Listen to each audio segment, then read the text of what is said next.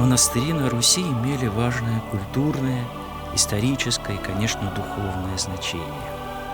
Земная красота храмов Божьих напоминала о красоте Царства Небесного, а молитвы монахов поддерживали народ в самые трудные минуты. История православных обителей исполнена и величия, и скорбей. 20-й богоборческий век нанес по отечественному монашеству сокрушительный удар, от которого оно отправляется до сих пор. Даже раньше, когда наша страна была самым крупным православным государством, судьбы монастырей не всегда были просты и безоблачны. Сегодня мы расскажем вам о восстановлении женской обители, память о которой сохранилась лишь Божьим чудом и благодаря трудам историков. Город Покровск, Якутия, Старопокровский женский монастырь.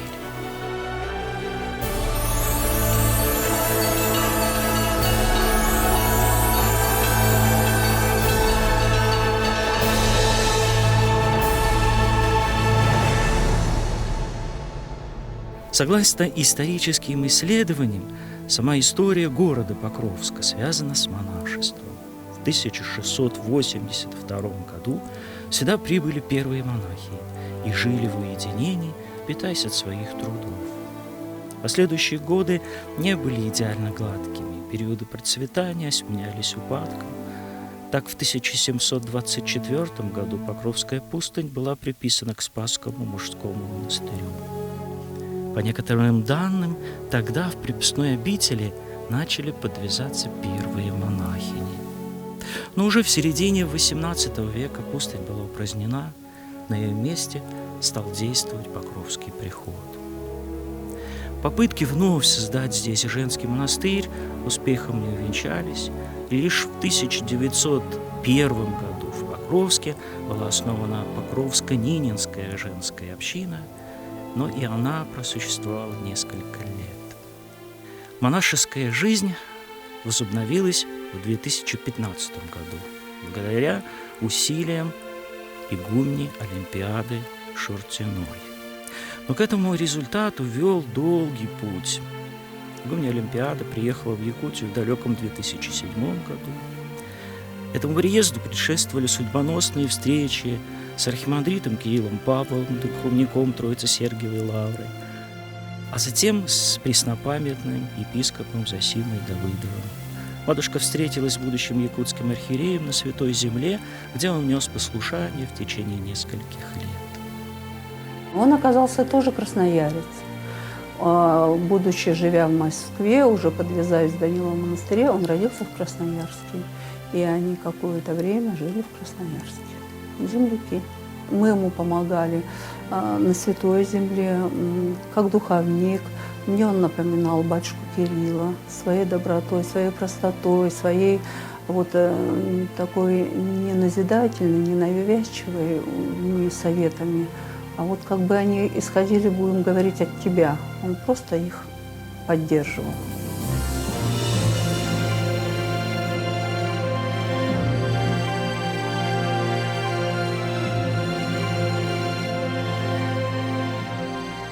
Видение, исповеди, все. Вот я сравнивала со старцем батюшкой Кириллом. Схожая школа. Но он тоже был постриженник, постригал его владыка тогда, архимандрит Феогност, а духовником братьев был батюшка Кирилл, старец. Вот эта связь, она духовная, она держится. Она, даже человек уходит от земли, но он связывает нас. Он со всеми, со многими, затем беседуешь. Сейчас познакомилась с матушкой игумней, разговорились, а она тоже чадо батюшки Кирилла. То есть, понимаете, невидимая эта нить, она связывает нас. Таких чад. Батюшка ни разу не был здесь, Кирилл, в Якутии, но молитва всегда чувствовалась. А за владыкой мы поехали, потому что мне казалось, кто ему поможет, как не мы. Поэтому поехали в Якутию за ним. И после смерти, когда был выбор либо возвращаться на Святую Землю, предлагали, потому что уже знают, и мы несли послушание, по благословению владыку вот, вернулась сюда, приехала. Владыка строил этот храм в 2007 году. И за трапезой сидя, он говорил, как бы я хотел, чтобы здесь был женский монастырь. И ведь история говорит нам о том, что здесь был женский монастырь. А сохранилось название само озеро Монастырское. Вот оно уже, ну не будем говорить в центре, но не в конце города. Хотя вот, начиналась и первая церковь была вот на этом монастырском озере, было кладбище там. Вот. И об этом говорит история, об этом говорят архивы. На берегу Великой реки, где царит тишина и уединение, молитва звучит особенно проникновенно. Вокруг монахини Олимпиады сплотилась небольшая монашеская община, а путь у каждой насельницы был свой. Я еще тогда только пришла в церковь, и это было практически в самом начале моего пути православного в церкви. И однажды, это даже в первый год случилось, когда я пришла в Преображенский храм, и поскольку я музыкант, то я сразу попала на клирос. И вот однажды при мне был разговор, там кто-то с кем разговаривал и упомянул монастырь. И у меня вот сразу вот как будто вот, кольнуло в сердце, и я спросила, где монастырь, где? У нас в городе. И они мне когда сказали, что у нас в городе есть монастырь, и вот у меня вот просто как озарение внутреннее было, и я поняла сразу, что это мое. Я еще не знала толком, что такое монашество, что такое монастырь, но я знала, что это должно быть мое, хотя я только воцерковлялась. Это, конечно, вообще удивительно. Я когда потом читала даже у многих святых, то это, конечно, действительно было промысел Божий. Владыки Зосимы не стало 9 мая 2010 года. Тогда Якутия осиротела, осиротели его духовные чада. Перед Олимпиадой встал сложный выбор.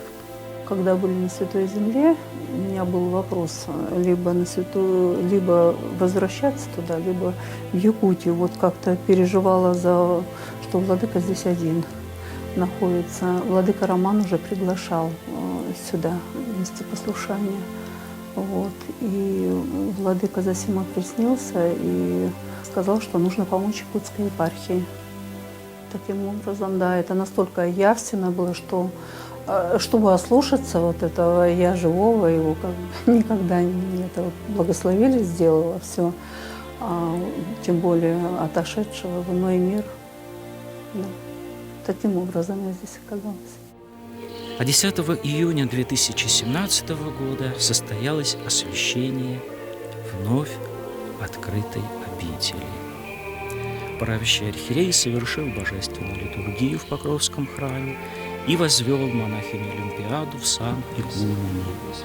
Вручая матушке игуменский жезл, владыка напомнил сестрам о главных задачах монахи. Молитвами игумени Олимпиады,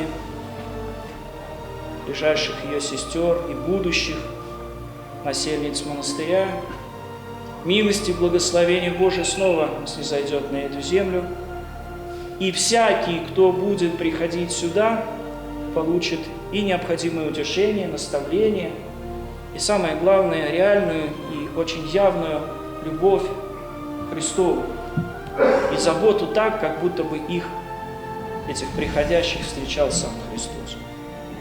Это вторая задача монастыря. А первая же – иметь молитвенное попечение, неукослительно соблюдая то молитвенное правило, которое определится вам от священного начала.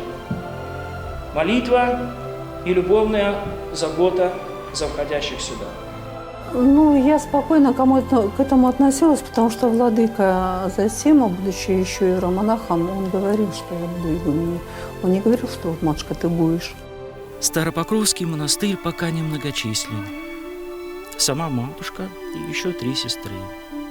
Насельницы живут в теплом деревянном доме, в строгих, но уютных кельях. Основное их дело – молитва и труд. К созерцательной жизни тянутся и другие женщины.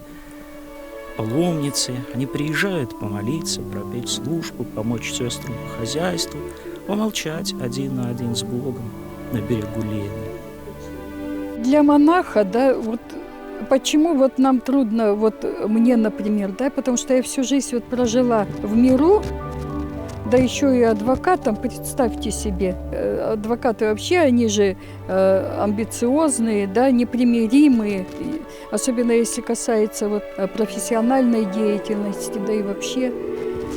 И поэтому для того, чтобы принять вот монашество, да, или хотя бы вот жить в монастыре, необходимо смирение. Каждый человек ищет внутреннего спокойствия, а в монастыре это есть. Поэтому кто приезжает, вот к нам приезжает с Нерюнгри, с Алдана, вот, с Ленска. Местные приходят. А потом говорит: Машка, мы уже скучаем. Ну, слава Богу, вот с этого начинается все. Православие на якутскую землю пришло почти 4 века назад. С тех пор храмы и обители стремились строить на берегу Лены.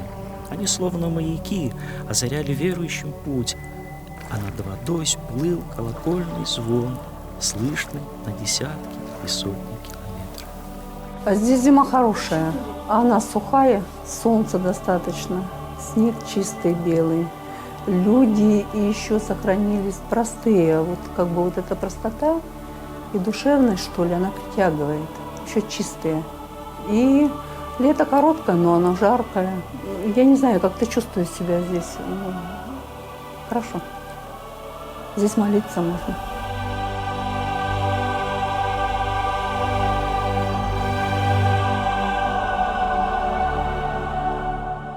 Сегодня обитель несет свою миссионерскую деятельность. Монахинь монастыря можно видеть с детьми в воскресной школе, в детском доме, в больнице.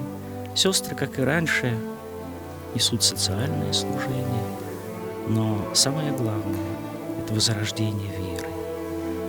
Кажется, это сделать легко. Храм уже есть. Нелегко, потому что люди не видели здесь монашества долгое время. И годы атеизма, вот так сказать, революции сделали свое дело. Люди доверчивые. Революция, пошли за революцией. Если в центре есть глубина вот православия, да, они там иконы прятали, они там это... А здесь, читаю архивы, 98% были крещенных православных якутов. Смотрю снимки, вот музей у нас есть тоже снимки, на крыльце сидят, ждут ночью, ждут, чтобы утром открылся храм, и началась литургия. Якуты, понимаете? Вот настолько верующие люди были. Вот. И сейчас вот помаленьку нужно возродить это. Вот хотя бы какую-то часть. И уже тогда можно спокойно говорить, что ты что-то сделал с Божьей помощью.